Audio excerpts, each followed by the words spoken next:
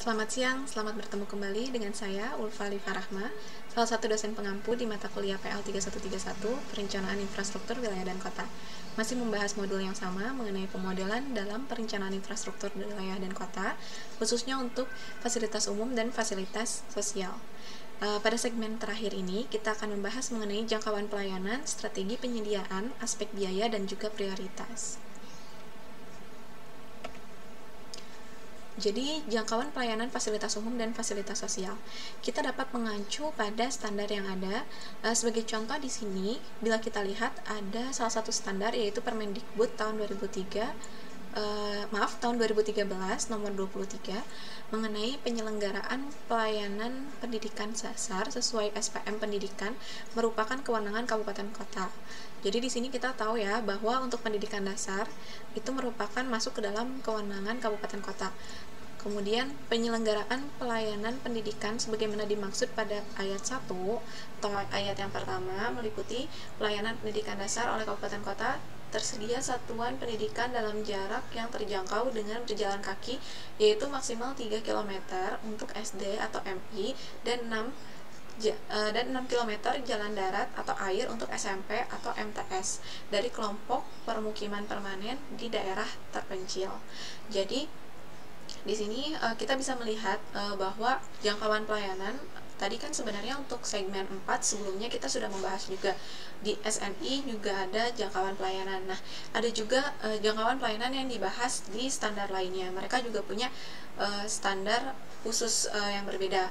Ini mungkin untuk daerah yang terpencil ya. Di sini disebutkan bahwa untuk daerah terpencil SD bisa mencapai 3 kilo sementara untuk yang SMP mencapai 6 kilo dengan cara berjalan kaki. Jadi perlu diingat bahwa setiap standar mungkin memiliki setiap pedoman mungkin memiliki standar batasan yang berbeda-beda. Nah, kita bisa memilih salah satu bergantung dengan konteksnya. Jadi untuk misalnya tadi ada wilayah perkotaan, kalau yang ini untuk wilayah terpencil. Jadi nanti bisa kalian sesuaikan ketika kalian melakukan pekerjaan. Nah, jangkauan pelayanan itu tadi sama seperti yang disebutkan di segmen sebelumnya ya. Kita kan bisa membuffer istilahnya kalau misalnya di GIS kita bisa membuffer jangkauan pelayanannya. Nah, di sini kita lihat di sini ada peta distribusi dari lokasi SD yang ada di Kota Bandung. Lalu kemudian kita coba buffer jangkauan fasilitas SD-nya. Lalu kita dapat melihat ternyata di sini masih ada area-area yang belum terlayani. Kita bisa lihat yang warna kuning itu merupakan perumahan atau daerah yang seharusnya dilayani ya. Jadi yang kuning ini kan area perumahan. Tadi kan kita ingat ya bahwa yang akan menikmati fasilitas ini merupakan masyarakat. Selain itu untuk SD dan TK lokasinya harusnya berada di area yang terlihat atau area permukiman yang mudah terjangkau. Nah, tapi di sini ternyata ini datanya untuk sebagai contoh ya, tidak ada tahunnya. Di sini terlihat bahwa masih ada blank spot area dari pelayanan fasilitas SD di Kota Bandung. Gitu. Yang kuning-kuning ini yang tidak tertutup. Karena untuk yang warna putih itu menunjukkan radius atau jangkauan pelayanan dari fasilitas SD. Nah, lalu untuk apa sih peta seperti ini? Sebenarnya peta ini tuh nantinya digunakan untuk merencanakan. Jadi kita tahu blank spot areanya kan di sini. Nanti di sinilah lokasi-lokasi yang berpotensial untuk dibangun fasilitas tambahannya. Jadi seandainya kita membutuhkan fasilitas tambahan sebanyak 5, nah mungkin lokasi inilah yang akan dijadikan lokasi pembangunan. Sangat berpotensi. Untuk yang ini, peta ini menunjukkan sama ya, data yang sama, namun titik SD-nya ada SD negeri dan SD swasta. Kalau yang tadi kita asumsikan SD negeri, sementara untuk yang ini SD swasta, jadi sudah hampir semuanya tercover dengan adanya SD negeri dan SD swasta. Seperti itu. Lalu kita lihat ada network analysis atau analisis jaringan dalam perencanaan infrastruktur. Nah, sebenarnya nanti juga kalian akan mempelajari hal ini, network analysis, pada mata kuliah lainnya. Namun untuk perencanaan infrastruktur, network analysis ini digunakan untuk memecahkan permasalahan terkait jaringan infrastruktur, khususnya untuk jaringan jalan, kereta api, pokoknya yang berbentuk jaringan. Tujuannya untuk apa sih? Untuk membuat adanya peningkatan efisiensi, karena kita perlu menghemat waktu dan juga uang, maaf. Nah, kemudian juga bisa diaplikasikan dengan software SIG atau ArcGIS. Jadi, biasanya nanti network analysis ini kita lakukannya dengan menggunakan aplikasi ArcGIS. Nanti kalian akan mempelajari ini kalau tidak salah di mata kuliah lain. Kalau tidak salah sudah ya seharusnya di PLSR mungkin, atau nanti di di PDS. Nanti kalian akan mendapatkan ini. Lalu apa sih fungsi network analysis? Fungsinya itu adalah untuk analisis jaringan langsung atau jalur langsung. Lalu ada analisis fasilitas umum. Kita akan melihat mana sih aksesibilitas jangkauan pelayanan fasilitas umum, kita evaluasi lagi. Lalu juga akan melihat memprediksi kepadatan lalu lintas dengan network analysis ini. Lalu kita akan masuk mengenai strategi penyediaan fasilitas. Jadi strategi penyediaan ini sangat diperlukan. Mengapa? Karena kita akan mengatasi berbagai limitasi dalam penyediaan fasilitas. Jadi kita di lapangan akan menemukan banyak sekali cobaan ataupun kendala-kendala. Bukan hanya dari segi keterbatasan lahan, tapi juga mulai dari dana, kemudian siapa yang mau menyediakan, lalu perizinan. Nah, itu kendala-kendala seperti itu tuh perlu kita atasi. Makanya kita perlu untuk menyusun strategi. Nah, untuk apabila kita lihat dari segi penyediaannya fasilitas nih dapat dibedakan menjadi dua nih. Ada dua penyedia fasilitas. Yang pertama pemerintah dan yang kedua swasta. Nah, untuk partisipasi masyarakat kita akan golongkan ke dalam swasta. Nah, apa perbedaan sifat dari pemerintah dan swasta ini? Untuk yang pemerintah, biasanya pemerintah ini mau menyediakan sarana, prasarana maupun fasilitas yang biasanya swasta tidak mau kelola gitu.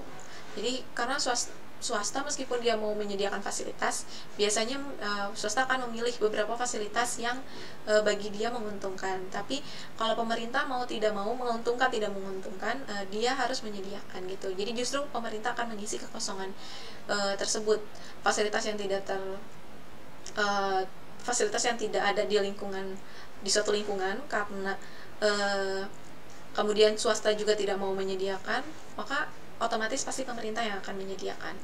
Kemudian di sini apabila dilihat dari bentuk fasilitas itu dapat dibedakan menjadi dua. Yang pertama bangunan permanen dan yang kedua adalah mobil atau perahu keliling. Untuk perahu keliling ini biasanya di daerah perairan yang banyak transportasi sungainya, seperti di Kalimantan ya contohnya. Bangunan permanen kalian sudah tahu pastinya ya. Kita banyak untuk di yang perkotaan pasti banyaknya bangunan permanen. Tapi mulai dimasuk ke daerah pinggiran atau pegunungan itu atau daerah kabupaten itu mulai ada nih fasilitas yang lebih mobile seperti mobil keliling. Contohnya mungkin kalau kalian pernah lihat berupa berupa puskesmas keliling itu udah ada. Lalu sekarang juga fasilitas seperti kalian tahu yang polisi keliling itu juga udah mulai ada. Rumah sakit keliling juga kalau untuk daerah-daerah pegunungan itu sudah mulai ada. Seperti itu. Lalu sedangkan untuk yang perahu tadi untuk daerah yang memang menggunakan transportasinya itu transportasi sungai. Biasanya bentuknya hampir mirip. Bentuknya puskesmas keliling seperti itu, namun menggunakan perahu. Lalu aspek biaya dan pembiayaan. Biaya penyediaan fasilitas kesehatan. Biaya dibagi menjadi dua komponen ya, investasi dan operasi dan biaya operasi dan pemeliharaan. Nah, biasanya untuk biaya investasi itu ditanggung oleh masing-masing pihak yang menyediakan. Jadi contohnya, biaya investasi dan operasi fasilitas milik swasta akan ditanggung oleh swasta, sementara investasi dan operasi fasilitas milik pemerintah akan ditanggung oleh pemerintah. Jadi masing-masing. Namun biasanya juga suka ada bantuan yang diberikan melalui pengguna. Nah, ada juga beberapa peraturan internal. Jadi untuk peraturan internal ini biasanya merupakan ketentuan-ketentuan khusus terkait pembiayaan dan juga biaya dari operasional fasilitas tersebut. Nah, aspek timing dan prioritas. Kebutuhan infrastruktur berdasarkan waktu implementasi dan juga prioritas kebutuhan dari masing-masing daerah. Di sini untuk waktu implementasi, biasanya kebutuhan infrastruktur itu kita membedakannya jangka pendek, menengah, dan panjang. Untuk pendek itu berkisar 0 sampai 4 tahun, lalu 5 sampai 10, lalu ada 11 sampai 11 sampai 20 tahun seperti itu. Nah, jangka waktu ini diperlukan untuk menentukan juga mana yang akan lebih dahulu dibangunkan, seperti itu. Untuk yang prioritas ini biasanya setiap daerah memiliki pertimbangannya masing-masing. Apa kebutuhan yang lebih mendesak yang perlu dipenuhi terlebih dahulu. Kemudian ini untuk timing dan prioritas, di sini ada grafik ya.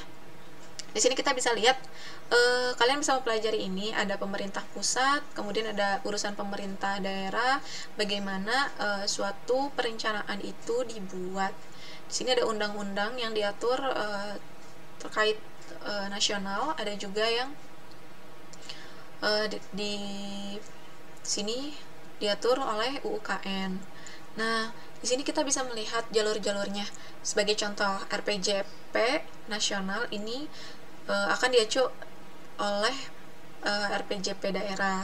Kemudian RPJP daerah ini merupakan pedoman untuk RPJM daerah. RPJM daerah akan dijabarkan menjadi RKP daerah. Namun RKP daerah di sini menjadi pedoman bagi RAPD, dan RAPD ini nantinya akan diperjelas atau diperinci menjadi APBD. Ini UUKN ini terkait keuangan negara, sementara untuk yang SPPN ini terkait perencanaan. Jadi kurang lebih seperti itu berkaitan tentang timing dan prioritas.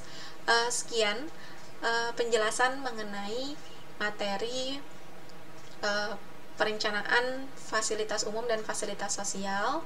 Terima kasih banyak atas perhatiannya. Sampai jumpa di materi modul berikutnya.